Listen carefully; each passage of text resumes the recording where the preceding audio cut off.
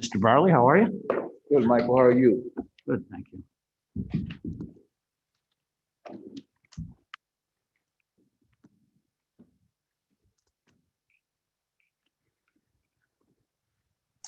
All right, well, it took less time than anticipated, but we are live and ready to start whenever you are. Okay.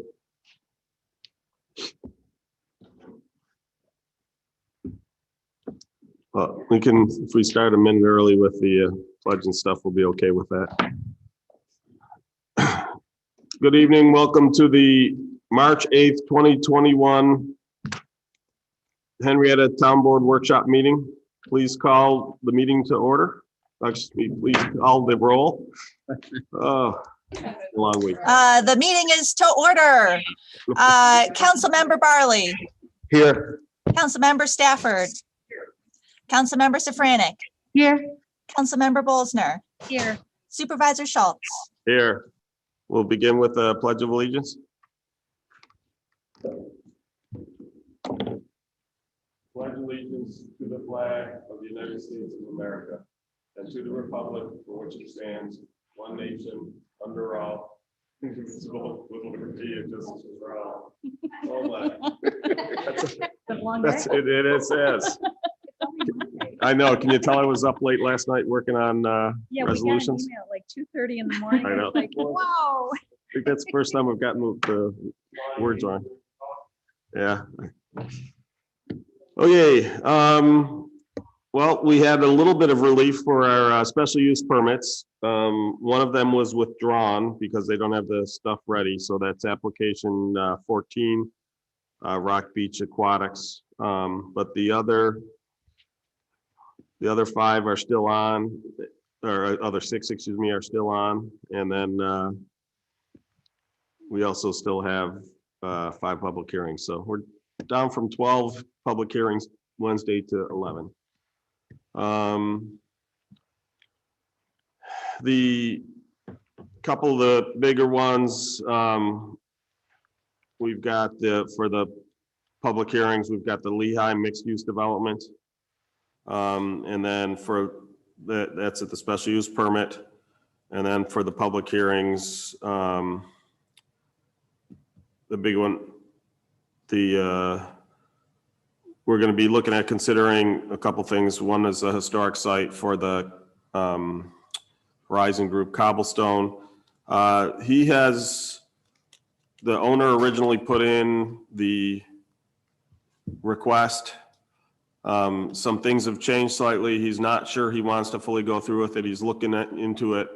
But I talked to him about, since we've called the hearing, let's continue forward and that we do the approval contingent upon his final approval or, acceptance of, or final authorization to go. That way he doesn't, otherwise we'd have to wait. We'd have to start the process all over again if he makes a decision to do so. So, and then we also have White Arrow Service Station, which is Joe Legnos to come in and look at. They had to make a modification to the plan and we need to assess whether it fits under the special use permit. So again, I breezed over some of the smaller ones potentially, including, yes, we have a hearing as to whether someone can have 2 pet goats. First up tonight, we have workshop presentation. We've got 2 workshop presentations. One's from Color Henrietta Green and one's from Burn Dairy. You guys both ready to go? Anyone have a preference? We have Color Henrietta Green first. You guys want to go first? Sure. Just state your name and your relationship to Color Henrietta Green. May I remove this to talk? You can. Okay, thank you. I saw a meme that said, I never used to understand, or something like, after a year of talking to people in masks, I now can understand the parents and teachers and peanuts. My name is Pat Wardinger, and I'm a resident of Henrietta on, 33 Wendelin Drive, Henrietta. Thank you for this opportunity to speak about our group, Color Henrietta Green. It is patterned after Color Brighton Green and also the newly formed Color Penfield Green, Parrington, Fairport, Pittsford, and Irondequoit Green. These programs were fine-tuned by the Climate Solutions Accelerator, which is an umbrella organization here in the Greater Finger Lakes area that was previously referred to as Rochester People's Climate Coalition. Our purpose is to encourage green initiatives in our community, to help our community gather together, work together, and reduce greenhouse gases, while saving money and making Henrietta a healthier and safer place to live. We ask that you form a sustainability committee to assess and evaluate green solutions and endeavors, and to report to the town board with their results. We also ask the town of Henrietta to strive for the New York State DEC program Climate Solutions Community. No, it's Climate Smart Community. The Sustainability Committee could be the task force for working and managing the Climate Smart Community program. We thank you for your Newtown Library. It's an exemplary example of green initiatives, and it will count towards many points towards on the path to Climate Smart Community certification. The bronze certification will qualify us for special financial incentives on future projects. We would encourage projects such as community renewable energy aggregation, as has been done in other towns in the area, LED lighting, and tree planting, compost, of course, and other initiatives in that field. We have a March 18th kickoff at the town library at 7 p.m. via Zoom, so anyone's welcome to attend. In April, we hope to have a tree seedling giveaway, and in May, we'll have a Compost Awareness Week, the first week in May. So I thank you for this opportunity to speak about our organization and encourage you to continue exploring green initiatives in this town. Thank you. Thank Thanks, you. Pat. Any questions? So I do have, like, how many people are in the group? Just ballparkish. And we have about 15 people who come to the meetings right now. Great. You know, because again, a lot of the stuff in looking at, you do need task force, you do need people to help with stuff there. You know, Definitely. there've been some interest from residents. Someone was approaching us about the idea of doing some community plantings, community gardens, that kind of stuff. And, you know, I basically said that for a lot of that stuff to work, you really need some folks behind it from a Right. volunteer standpoint. So, you know, it'd be interesting to sort of start to put these things together and see how many of them we can knock off. As I think I mentioned to you, we've done a couple things. We did pursue a grant opportunity for composting. Unfortunately, we didn't get it last year. That was me. Yep. And like I said, I've gotten a couple emails, so I can't remember who I have and haven't responded to, you know, so so hopefully, again, that opportunity will return and we'll have, you know, now that we'll have more than what did we have, what, a week, 2 weeks to turn around. There have been some other efforts we've gone after. Like I said, we've started just before COVID hit. We were starting to look into the LED streetlight conversion, but that kind of got put on hold due to COVID for a couple of reasons. One is from a time constraint standpoint, and the second thing was, you know, availability of funds. We were being very conservative and everything so that we wouldn't have to raise taxes after the pandemic. So ultimately, that solution should be cash positive. In theory, it says that from the get-go, but that doesn't mean there isn't some outlay initially and or working on bonds, that type of stuff. So got a couple other efforts, including some by developers. Someone wants to create an agro neighborhood. So, hopefully we can start to see some of these things through and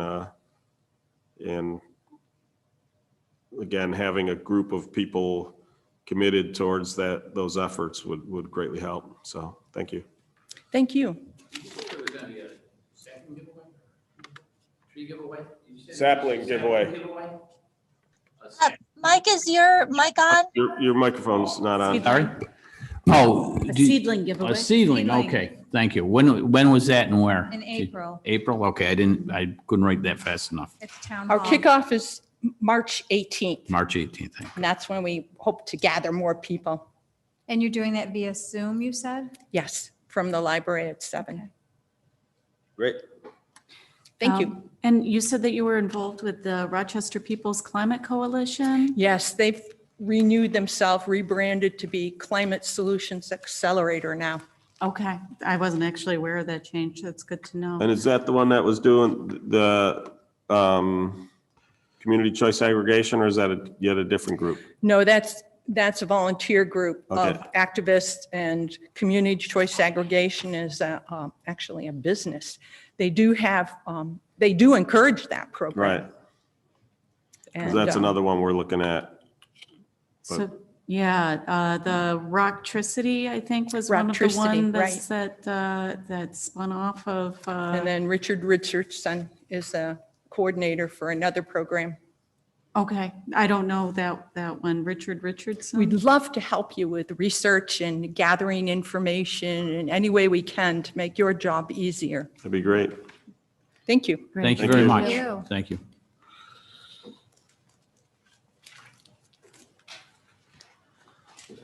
you. Before you go up there, Craig, could you switch the Oh, sorry. cover?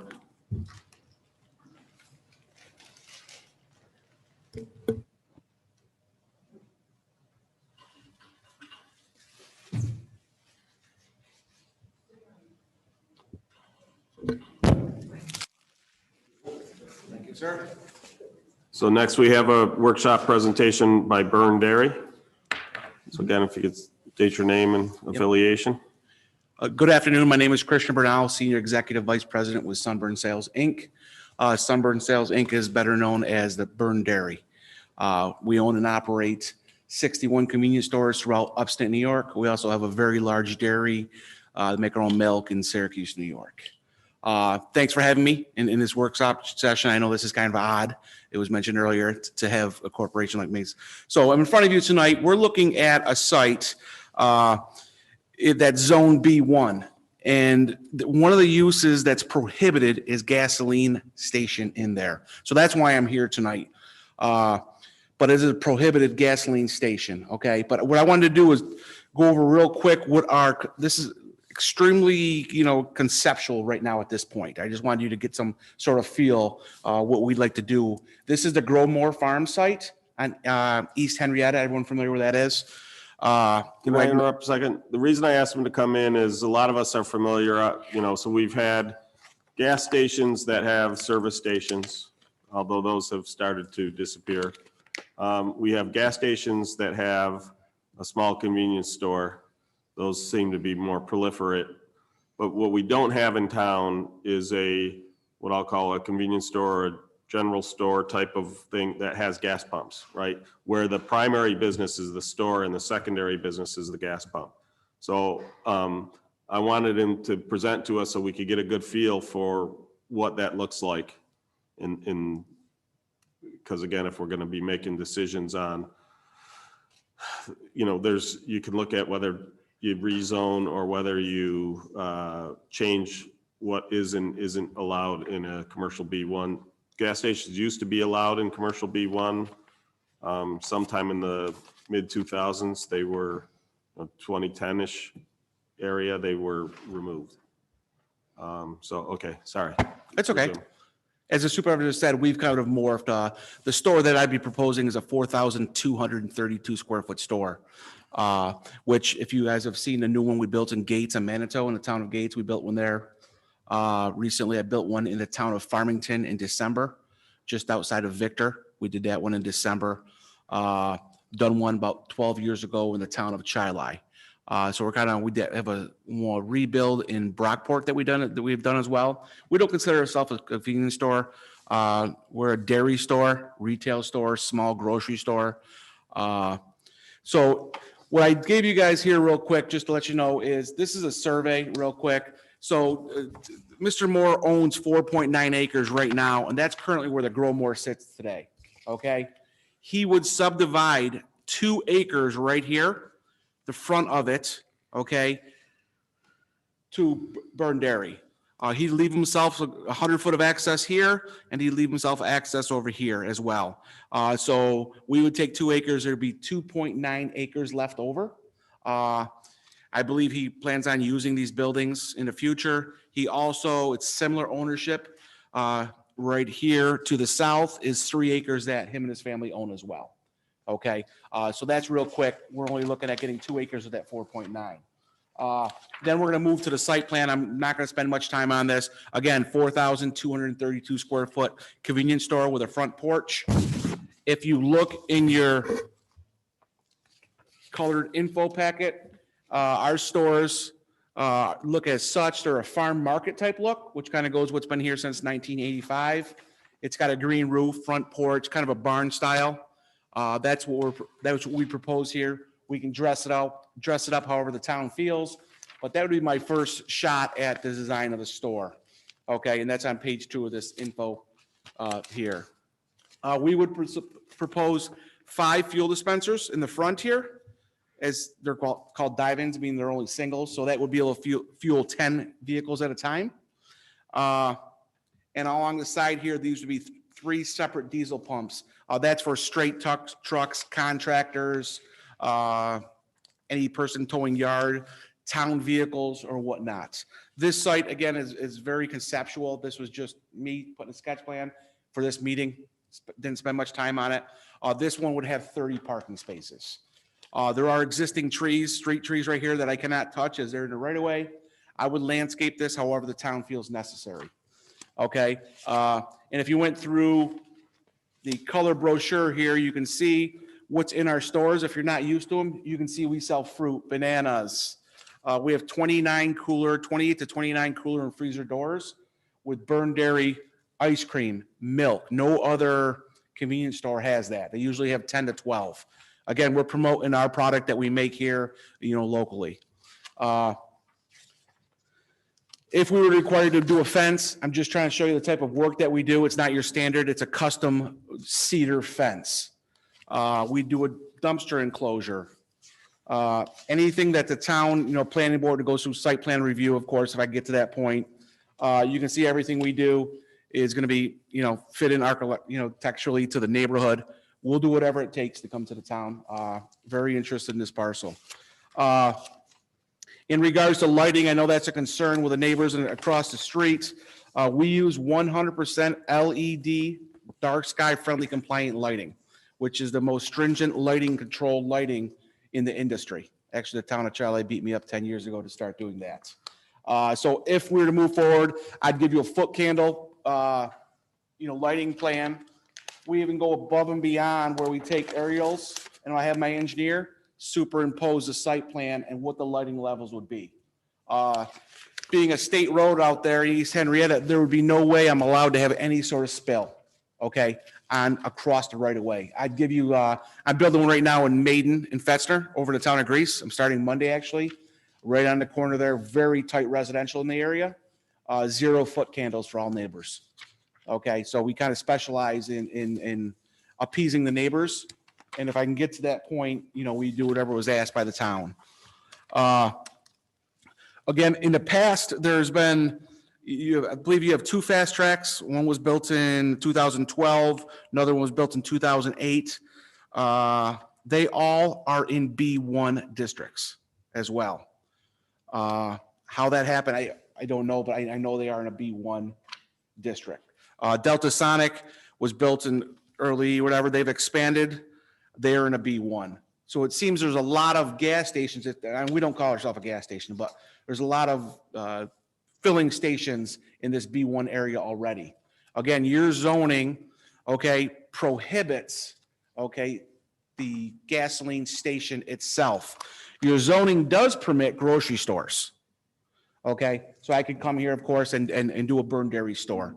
However, we will not build a store this day and age without fuel. Okay, all of our new locations have that. Any other questions I guess I would entertain? I just wanted to keep it simple and short, but that's why I'm here tonight. I have a question. Yes. Do you realize there's 2 gas stations on either side of where this Burn Dairy would be? So there's not really a big need for a gas station there. I've been to the one in Seneca. They don't have a gas station. I've been there a few times. It seems like there is a lot of goodwill that would be shown to that spot because it was a retail store before, similar to what you're doing now. Is there any reason why you wouldn't put it there without a gas station? Yes, it's economic feasibility. This day and age, you need people to come in the store to get their milk, to get their groceries, to get their coffee, and to get gas. I've built personally over 50 of these in my 20-some years, and we just won't build one without fuel. How old is the one in Seneca?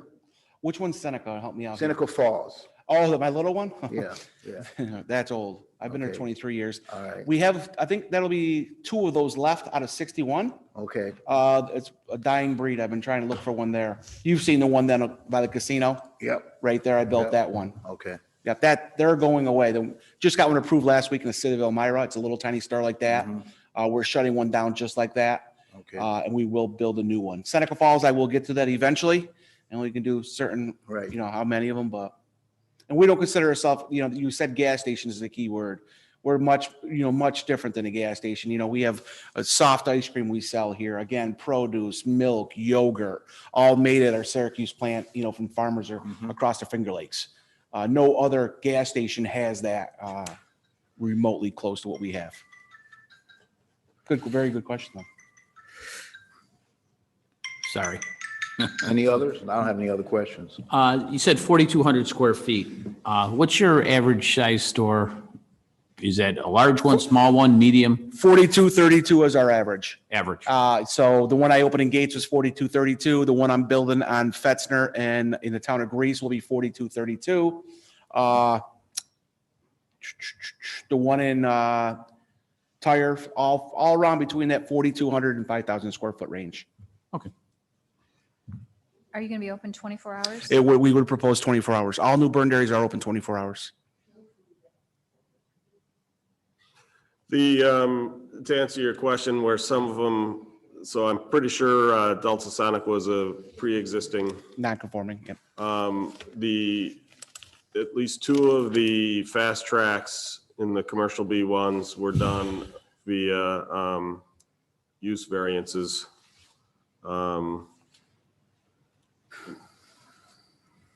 Arguable, I won't go into the validity of the decision-making process in there. The challenge you have, use variances are supposed to be a fairly high standard and show that they couldn't basically recoup their costs or the property through other types of sales. Yeah, it's severe hardship, yeah. So I don't see that as a likely scenario here. So, like I said, we'd be looking at 1 of 2 things. Either have, if it wanted to go in here, rezoning this particular parcel, which as I understand it, there's 2 gasoline stations are only allowed use in 2 locations. One is a planned unit development, planned commercial development, PCD, which I have no interest in expanding. In fact, I'd love to get rid of it if we could. It's a little Wild West for me. And then we have industrial zones. And Yeah, 2 industrial zones, that is correct. So there's 2 industrials and the PUD. Right. PUD, planned unit. The problem with I don't think this would be a great location for industrial zones. So that's why we've talked about it to me, the route that would make the most sense, assuming he couldn't go the use variance route. And as of right now, I don't see that as an option. It hasn't been on the market long enough. It's going to have a hard time showing, I think, economic hardship that for selling it for other uses.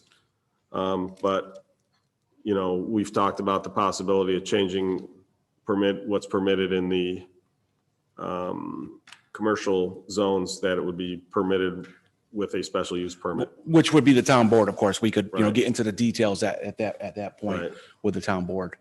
So that's essentially what we're looking at, again, I don't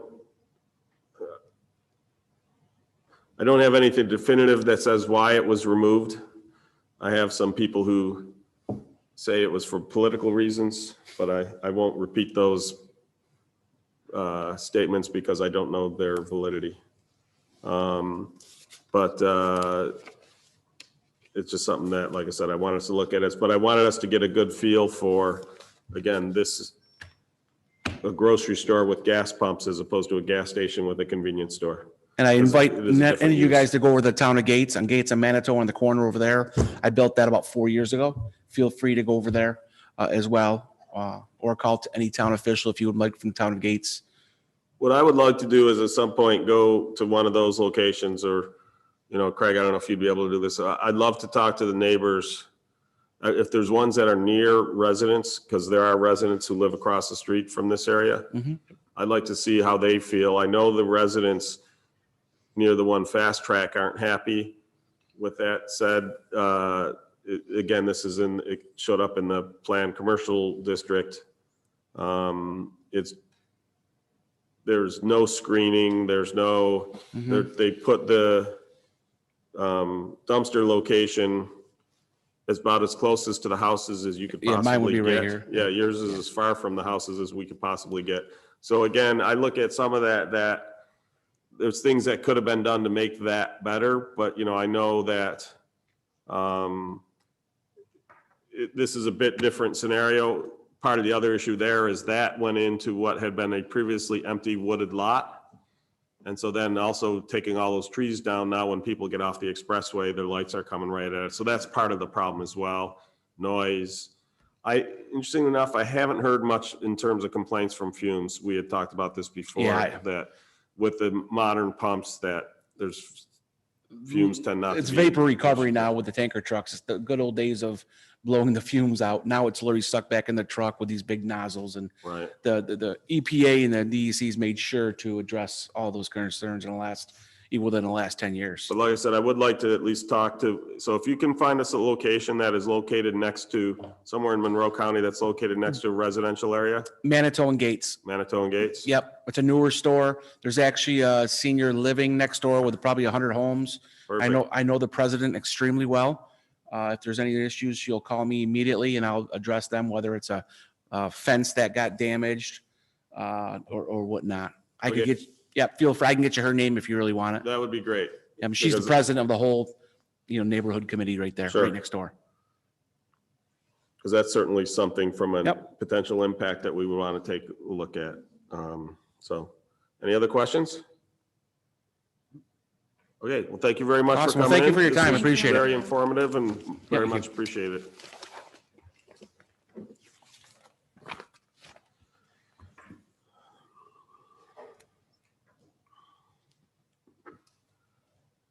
So as I mentioned,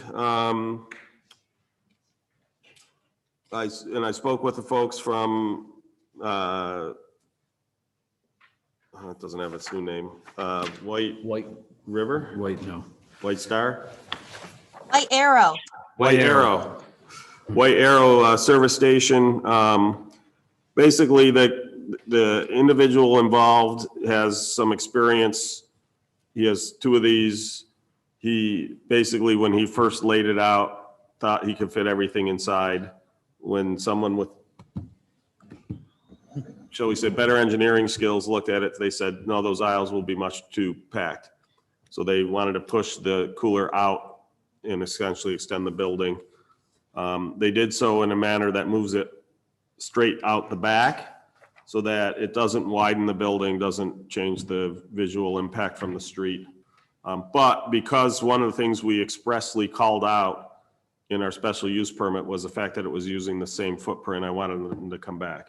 I've written the resolution so that it basically says approve or deny, and it has to do with whether we think that this is not, you know, a significant material change or to the essentially the spirit of why we approved it in the first place. If it turns it's not material, then basically what they would have to do is they would have to come back, apply for another update to the special use permit like they did the first time, go through the seeker process. If we look at it and say, you know what, it's not visible from the street, it's not moving closer to the nearest house, so it really is immaterial with respect to the approval already given, then we will just make that ruling and they can proceed. But right now they're kind of on hold. So any questions on that? So he's currently operating a store there now, though? Oh, he's not operating anything right now. No, okay. The construction is paused. You'll see the ladders in the window and they're sitting there paused because he really can't proceed unless he can put the cooler in. So we'll go from there. Okay. They said they had 8 other stores, I believe. I thought he had 2 others. Two in Rochester, then 6 elsewhere. I believe they have one in, I think one was in Lancaster. Yeah, so you're talking White Star? White Star. Yeah, but in terms of the layout of the thing, the store inside, that was more, they're more on the gas side of the operations. This individual has 2 others for the convenience store. And again, Right. he did in those previous 2 fit stuff within the existing buildings. And this one, it was a bit cramped. Well, that's going to be some of my questions on Understood. Wednesday is because I'm not sure who, you know, they claim they had 8 and trying to find out who actually owns these places. Right, so we can find that out. But the way it was explained to me, White Star has 8. But in terms of this particular individual, this would be his 3rd one he would be operating. He operates 2 in the city. Right. Okay, any other questions on that one? The next 3 together, 6, 7, and 8, those are the Lehigh mixed-use development. There's essentially 3 actions. The first is whether we accept the seeker determination and issue a negative declaration. So the question is, have they mitigated, are there any unmitigated significant potential impacts left? When we first looked at this, the one that jumped out immediately was traffic. Chris, correct me or chime in as far as what the county had to say about the traffic. Hold on. There we go. So yeah, as far as the traffic on East River Road and Lehigh Station Road there, obviously there's a lot of improvements that are going on as part of the East River Road corridor. And they feel that, you know, with those improvements, and I think they were still talking about a couple turning lanes on Lehigh Station Road that might be a requirement, that they were overall in pretty good shape. Right. So this, based on the calculations, they submitted a traffic impact study. The county reviewed it. Our consultant reviewed it, made some comments and recommended corrections, changes. The most recent one just has to do with the split of who's turning north and who's turning south onto East River Road, which from our seeker standpoint doesn't affect us. It's the number of vehicles heading that way. So my understanding, I haven't received hard confirmation from that yet, but I reached out to make sure to confirm that everybody agrees on the number, which would be about, I think it was 128,400. Right. Is what would be contributed to the East River Road seeker mitigation funds. I have not heard back as to that, a definitive answer, yes or no. Obviously, if we don't have a definitive answer by Wednesday, we can't rule, because I want to make that a condition of any approval. Yeah, and I'd like to add too, Steve, there's still a couple minor issues with the traffic study, you know, dotting the i's and crossing the t's, which they're trying to finalize by Wednesday as well. Okay. But they were very close.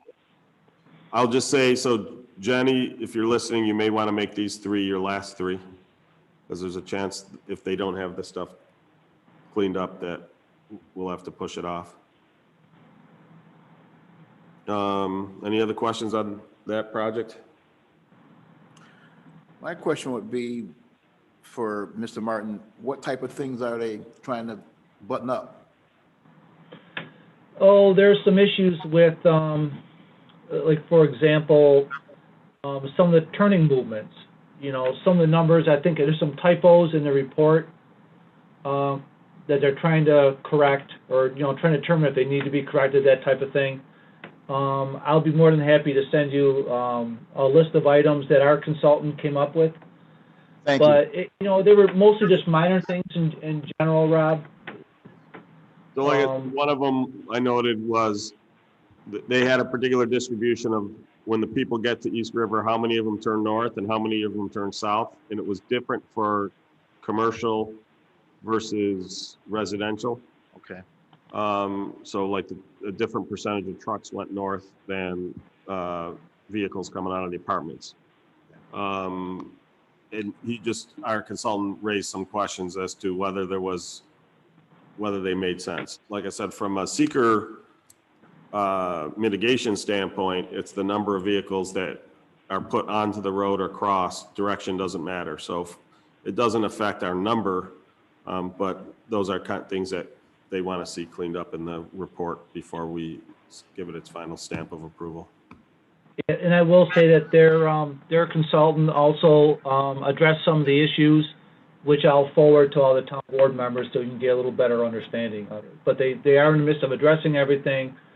You know, like I said, a lot of it's just dotting the i's and crossing the t's to make sure everybody's comfortable with the numbers.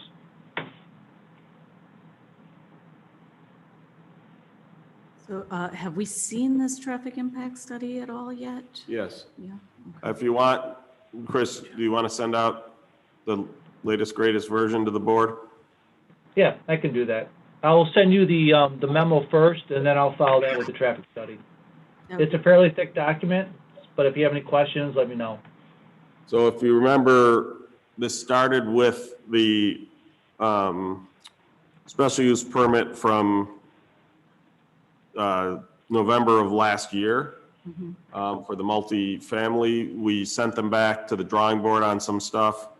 And then also noted that they needed to come in for a special use permit for the mixed use development itself. And so that's what Wednesdays is for the mixed use. Because we've had multiple hearings and we'll have another one, had multiple presentations. In other words, I didn't see a need to wait. If people aren't comfortable making the decision Wednesday, again, we can push it off. But I wanted them ready in case we were ready to go because of the fact, like I said, we've first started looking at this last November and December. And the other development that's now going in over there in that same area, have they been coordinating the impact studies? They have, that's what Yep. some of the updates, right, Chris? Yeah, that's for Aptitude. That's the student housing to the north. Right. And yes, we've shared all the information from the corridor, East River Road corridor study, as well as this report as well. So they did generate their own report, which of course our consultant is reviewing as we speak. Right. And as well as the county, Monroe County Department of Transportation. Right. And it also includes, you know, the additions down in Howland Acres, Queens Park, Riverton, all of those, as well as stuff over on Wiregrass that's going in over there. So.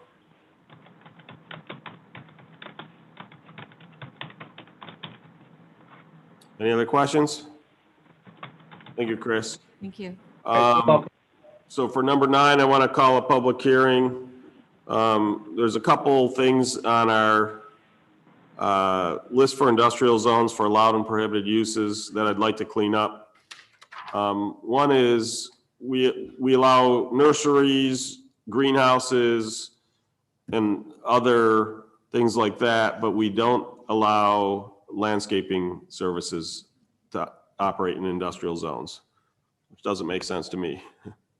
And so they can operate because they get picked up by that catch-all for a special use permit. But again, if I can have the other two in there, it doesn't make sense why the folks doing the work with the nurseries and other stuff can also be in there.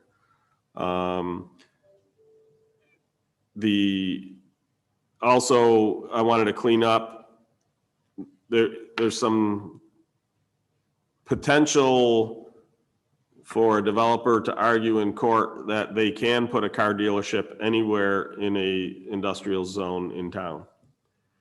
And the reason being the prohibition for keeping the cars on West Henrietta Road between Jefferson and Lehigh Station is only in the section of code for commercial B1. Now, one of the things under industrial is it says anything that is allowed under commercial B1 can be done here with a special use permit. Well, it does allow car dealerships. In commercial B1, it restricts them to that particular stretch of road, but they are allowed. So someone did try to go this path and argue that they should be allowed to build a car dealership in an industrial zone with a special use permit. Obviously, I think the board, I think I know where the board stands, and I think I know where most of the residents stand. They don't want to see more car dealerships spreading throughout town. So I want to just close that whole door shut by making it clear it is a prohibited use in an industrial zone. And then there was one. Oh, then the one other one is we run into this thing on Jefferson Road. Some properties are commercial B1, some properties are industrial. They're often intermixed together.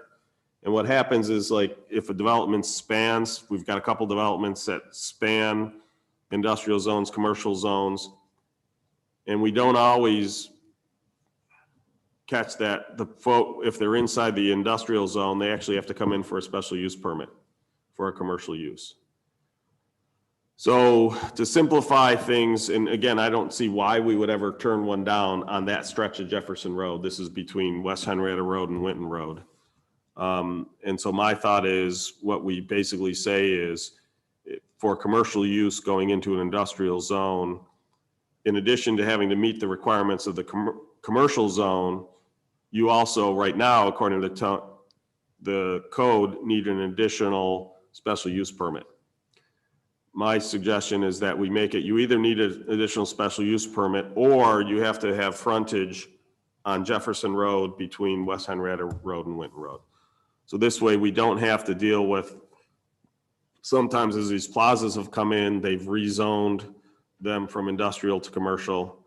Sometimes they haven't. In fact, the one Benderson development to the north, they rezoned either end of the lot, but the middle of the plaza stayed industrial. Some of that was Home Depot, but there's other stores in there as well as Macaroni Grill is actually located in an industrial zone, not commercial. So the thought was that, like I said, if it's along Jefferson Road in that area, we would be included. And then as part of that, we were defining what does it mean to have street frontage, because we've run into this one also with the car dealership, because when it has that prohibition against car dealerships, except it says for frontage onto Jefferson Road. Well, I always use Southtown Plaza as an example. In theory, somebody could put a car dealership where the Firestone service station is, because that's all one giant parcel that does have frontage onto Jefferson Road. So if you go purely by does the parcel touch the right of way? It does. Conversely, where the senior housing is going over at the mall, that's right on Jefferson Road. You couldn't put a gas station there. And the reason is there's two other parcels that have these little fingers that reach around the outside of the west side of the creek. And therefore that parcel doesn't actually touch the street frontage of Jefferson, even though nothing could ever go between the creek and the road. It doesn't technically touch. And there's even a couple others of these on Jefferson Road that for whatever reason, there's these little, 5-foot wide strips of other parcels that effectively landlock the parcel from Jefferson Road. So what we defined it as, the property has to be visible from the road, so it can't be a flag lot. It has to have its main enter and exit from Jefferson Road. Or I'm saying Jefferson, but whatever the street frontage is. So if it's street frontage for West Henrietta Road, the car dealership would have to have its entrances on and off West Henrietta Road. And then the front of the building has to start within 500 feet of the right of way. So again, that takes care of the Southtown Plaza of them putting one at the far end. Now, in theory, they could put one at the eastern end of Southtown Plaza.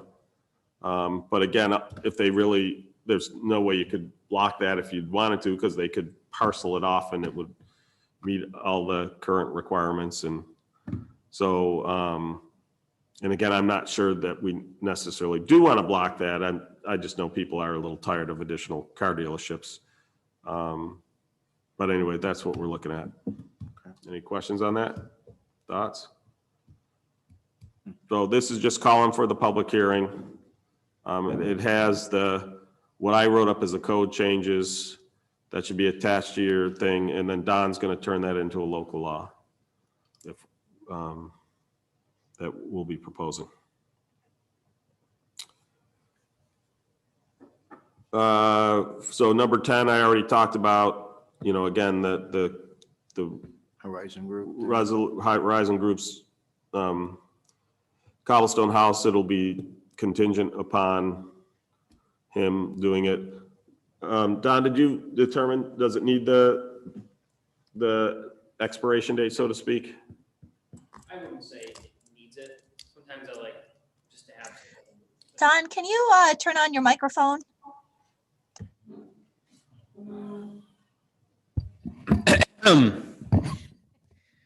It doesn't. Thank you. It doesn't need it by law, but I just personally I like to have a disposition date on things so that we can keep track of things and things aren't hanging out there forever. But it isn't necessary. Gotcha. Legally necessary. Yeah, I think if we do decide to have it's only it has to be acted on within a particular time. I'd want to keep consistent with our permits, special use permits, and other stuff, which I believe is 1 year from issuance. So. Yes.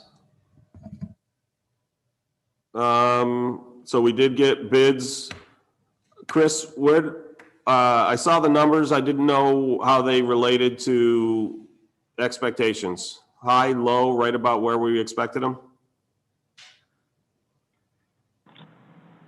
Oh, wait, I'm sorry. I'm reading the wrong one. I'll come back to that one. All right, hopefully I'll have an answer. That was the one that we just got for, I guess it wasn't you, it was Chuck for 19. So we're gonna advertise for bids for the sewer and drainage garage project. I don't know if anyone has any questions on that. We had previously gone out to bid for the sanitary sewer and lateral repair. If you'll recall, it's above what we had originally budgeted. We had made the decision to include all the work. So rather than split the main road up into 2 years worth of work and negatively impact residents for 2 years, we figured it made more sense to get it all done at once. It saves us some money because it saves deployment for the company. doing the work. And again, it significantly improves from minimizing impact to residents to do it all in 1 year. Because we're going over, we'll be dipping into the contingency that's in there. Our plan is whatever we go over, that next year we will shift. So in other words, if we normally have 400K for projects and 200K for contingencies, and we dipped into the contingencies by 150, then next year the contingency would be 350 and the projects would be 250. We would shift that so as to rebuild, essentially repay the money borrowed, for lack of a better way to put it. It's not exactly borrowed, but you know, one of the things we want to do is keep good fiscal discipline and not overspend. But sometimes it does make sense to, again, do it all in 1 year, but then repay it the following year. So that's what we're looking at. Any questions on that? Well, Steve, can I ask you a question? You asked if the unit prices went up a little bit from last year, and the answer is yes. Some didn't go up that much. For example, the short side laterals and the long side went up, you know, maybe a couple $100 a piece. Right now, a short side is at $4,500, and I think it was like around $4,400 last year. And then the long sides went up again about another couple $100 to $9,000 per sanitary lateral. The only big increase that I saw was on the 8-inch and 10-inch diameter. Like if we have a dip in a pipe or, you know, a sector needs to be replaced, that went up from $100 a linear foot to $150 a linear foot. But there's more flow in this main than in the other one, so they may have to account for like bypass pipe pumping and things of that nature. But for the most part, the prices, like the pavement prices, stayed as what they were last year, and so did some of the Ys in the lateral in the saddles. Great, thank you. Go ahead, Mike. How many bids did we receive? The same as last year, which was 1. Thank you. Yeah, and you know, to be honest, I'd be a little more concerned. However, this contractor's been doing great work for us. We get very little complaints from the residents, and you know, he does a really good job afterwards. There's less lawn restoration work, so we get fewer calls and complaints. But he's still for last, like he did last year. Go ahead. Yep, I was just gonna say that 2 contractors ago, we had a lot of complaints about the condition the lawns were left in, gravel strewn about, inverts clogged, things like that, mud tracked all over. It's night and day. This particular contractor is much better. And if I remember correctly, one contractor that bid on the job didn't actually finish the work that he bid on. That's correct. That was Hewitt Young. Right. And LeMay's Construction finished his remaining work last year, or 2 years ago, I should say. Right. So this will be his 3rd year with us.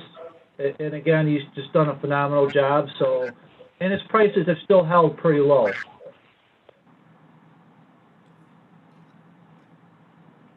The next 3 are the 3 different utilities for the extensions for the Forest View subdivision. Basically drainage, sewer, and water. Those are generally fairly straightforward. The only issue on that, Chris, when we establish the sewer extension, do we have to have what the per unit costs are going to be? I don't think so, Steve. I mean, I would refer to Don to see what his thoughts are, but we've never done that in the past.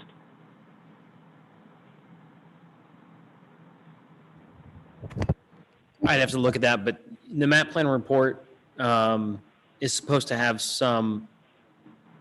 should have information there relative to cost.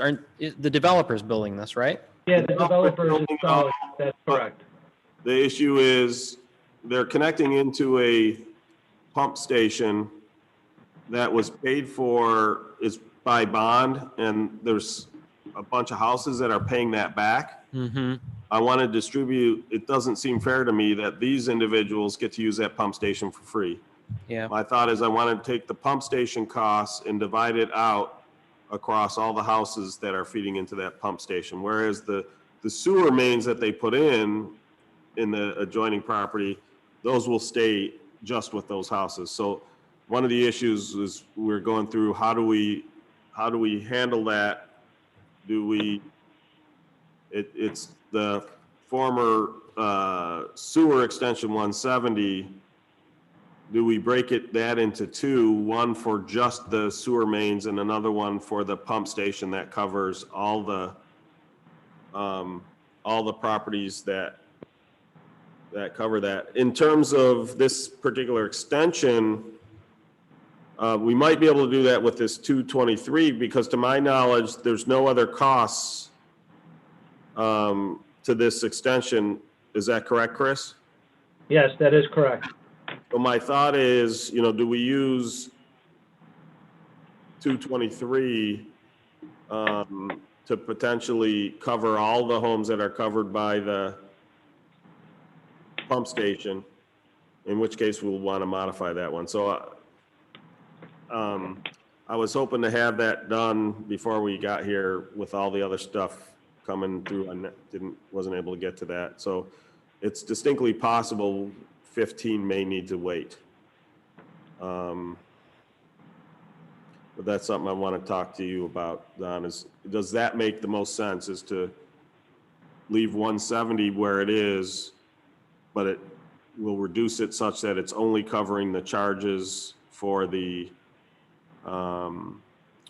sewer mains, and we'll create a new single larger district. The question that I don't know is, can one house be inside two districts, sewer districts? Yeah. Generally, you don't want to do that. It's in administrative opinions, it's frowned upon. So I'd probably try to avoid it. So then we have to figure out how we handle how we split that other cost across multiple districts. Yeah, I think you're just going to have to apportion chunks of it to different districts. Okay. Yeah.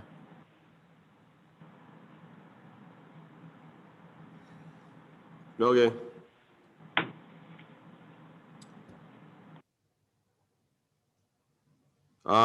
Similar for Stonefield Muse, we're considering accepting the dedication of roadways and storm sewers.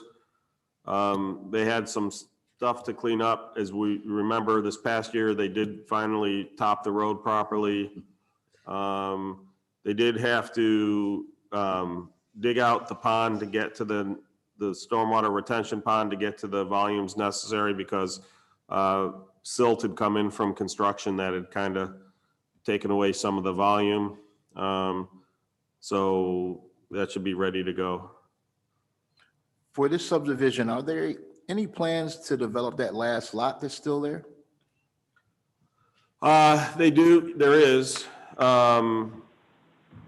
Craig, do you remember, is that sold, or is it on the way, so to speak? I thought there were two. Yeah, there's two lots right now. One lot's under construction, but the other one is still vacant. Yeah. Got it in the multiple listing for sale. Okay. And I thought they were gonna build like a model on one. So I wasn't exactly sure, but they have plans. I'm unsure exactly which plans and how many lots they have left. Okay. Are you talking about Stonefield Muse or Ward Hill? Stonefield. Yeah, Stonefield just has, I think, 32 two lots left. Yes, it showed, I got a thing, it might have been 2 weeks ago for sale. Yeah. Through the real estate site. As an so, open lot or as a model? I believe it was to be built. To be built, okay. Yeah. Yeah, I believe there's at least one lot on the private drive left and one on the main lot left, on Stonefield. Right, Chris? To be honest, I thought they were both on the private lot. So dang, I thought I think they're right next to each other, Okay. unless there's three. That's the one they're building now. The one of the on the private lots of what I understand they're building now. Okay. There were two vacant lots. One's under construction, the one's still next to it. But We're close. So are we, at this point, are we fully satisfied with the work that's been I'll come completed back to over it. there at Thank you. Stonefield News? That's on the road? I wasn't Yes, sure about absolutely. So that. we take the road, we take the storm sewer at the same time, and that work has been completed to standards. Okay, good. We still have a punch list that's other items that does not include this road or this drive, so we are accepting the road as dedication, as we normally would. What are some of the other things on the punch list, if you don't The mind? only thing right now, again, that the only item that has surfaced now due to the record drawings review is a lateral that was supposed to go to an existing house on Stone Road that was not installed. So I believe in the review, Roland caught it on the record drawing review, and it was part of the plan that was supposed to go in. So that is so still we have enough money in the letter of credit to cover that. more than enough. Yep, we're still holding 13,000. Okay. When I look at the imagery, it does look like one of the empty lots is on Stonefield Muse proper. Right, the one up on the left-hand side, halfway Yeah. up.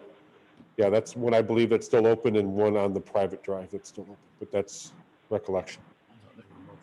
That's the only item they have left. They're aware of that. They want their money. They can go put in the lateral. Okay, Yeah, thank you. thank you. Mike caught that I somehow managed to skip over item number 11.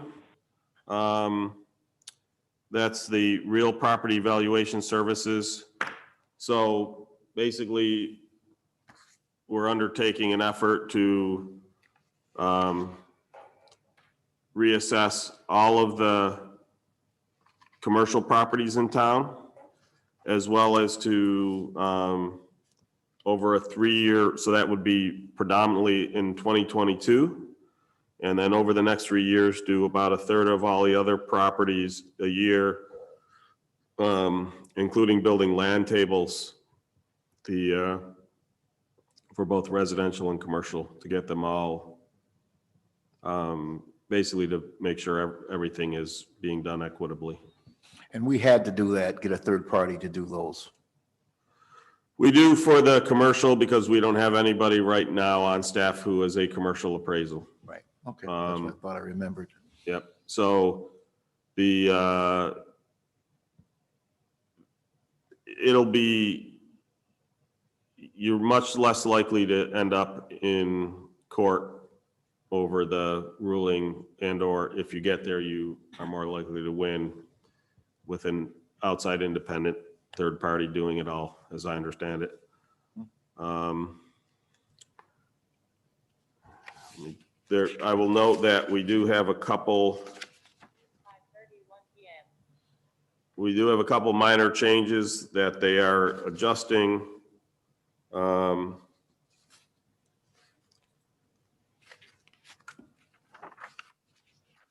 And you'll have the updated, we have to get it back from the customer. There was an error in the year 3 agreement. If you notice, it was inconsistent. It said 12 grand in the text, and then the total fixed cost 20 grand. They basically, I suspect that was a cut and paste error. So we're getting that fixed. And then that they have to, on the insurance, that we're requiring that they meet the Town of Henrietta's insurance requirements. So I think, let me just look through real quick.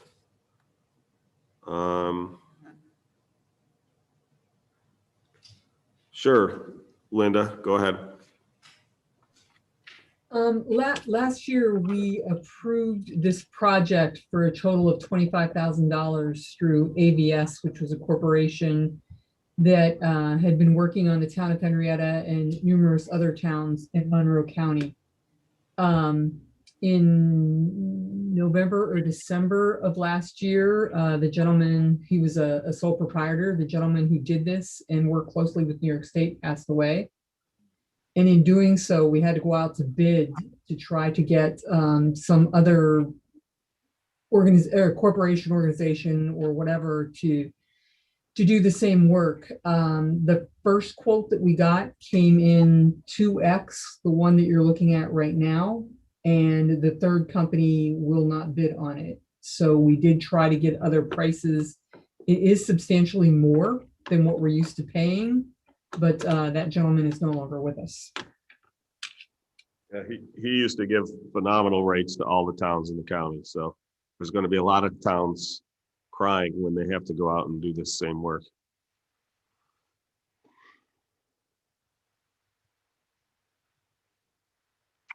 Any other questions on that one? Thank you, Linda. Number 18 and 19 is the sewer camera van and the pendant. Chuck, can you explain to us what that pendant is? It's a new head for the camera that goes on the tractor inside the sewer pipes. Gotcha.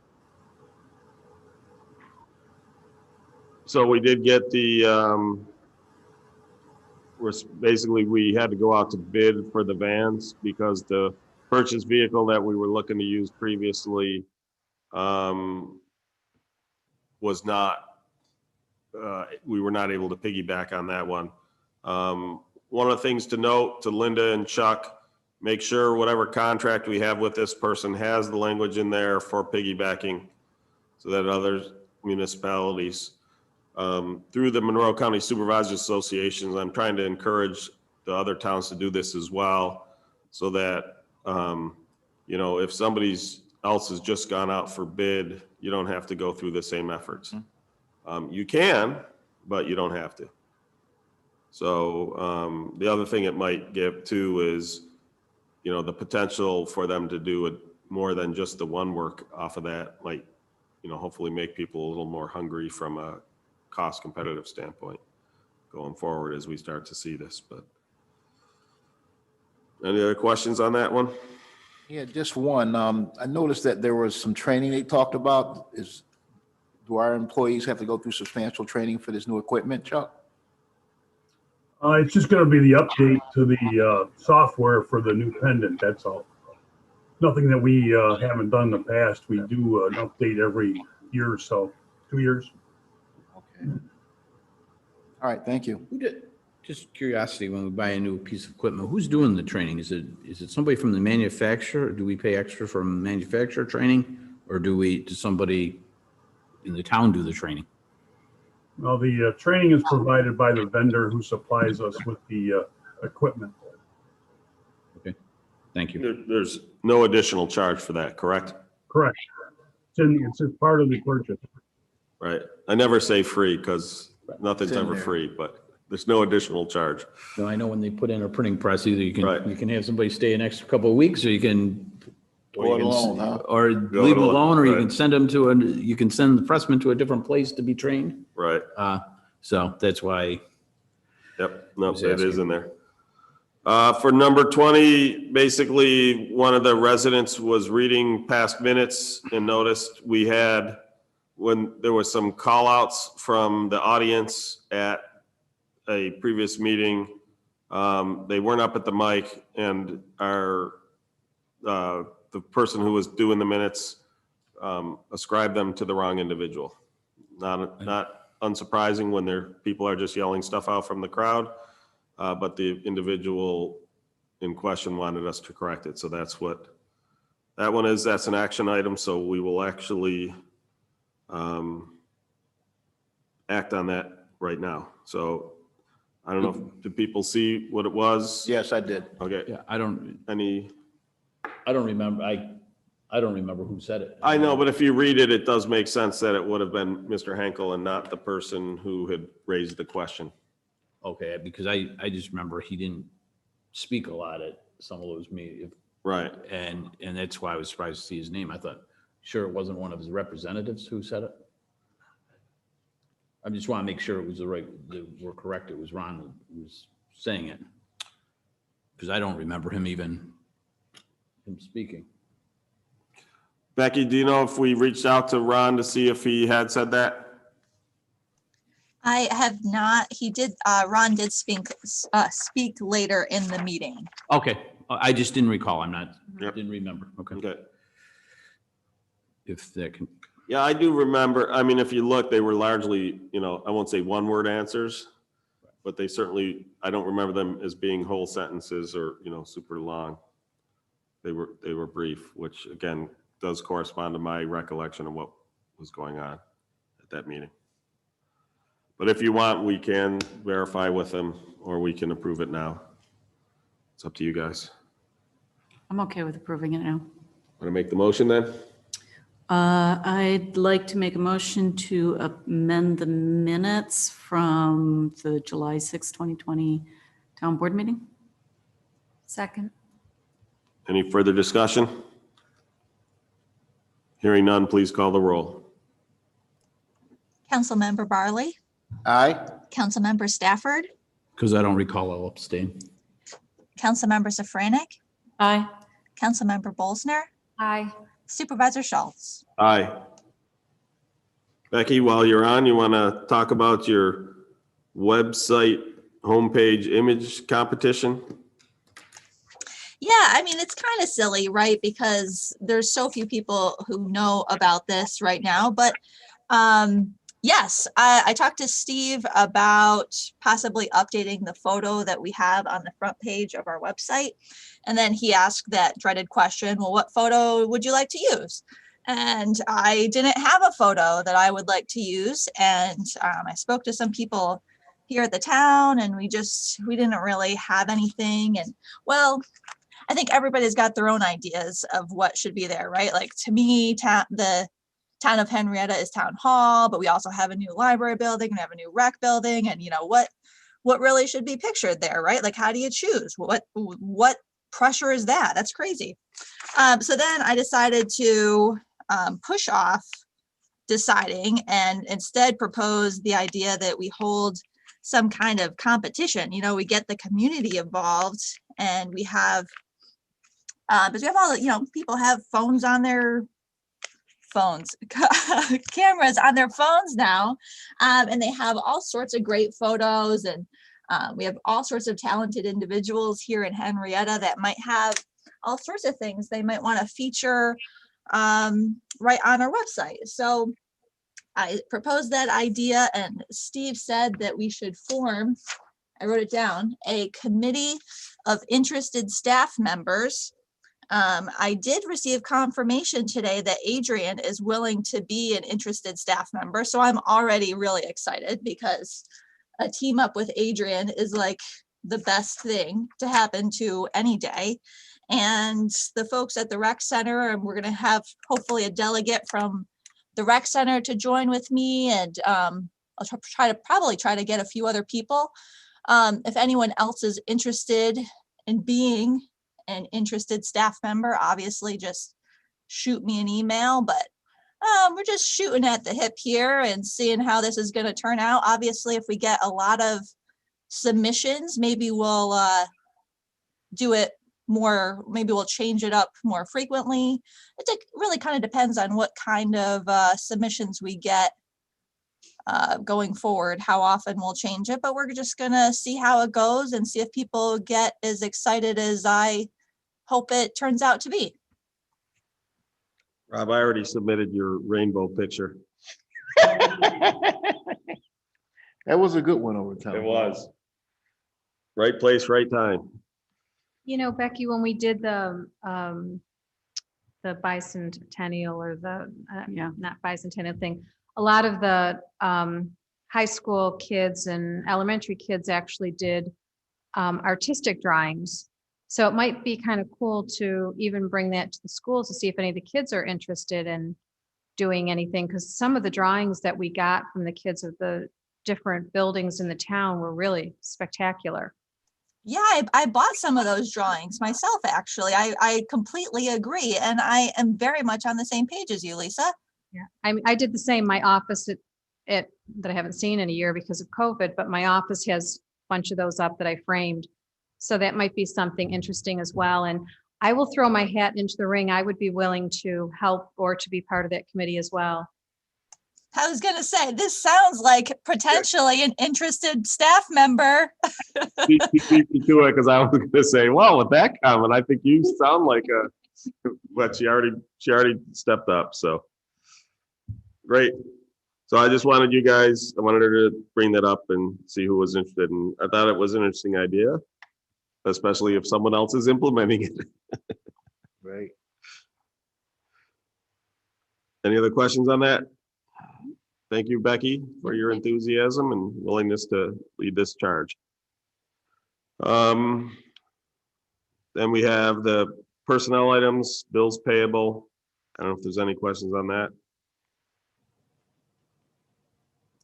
Or anything under old business.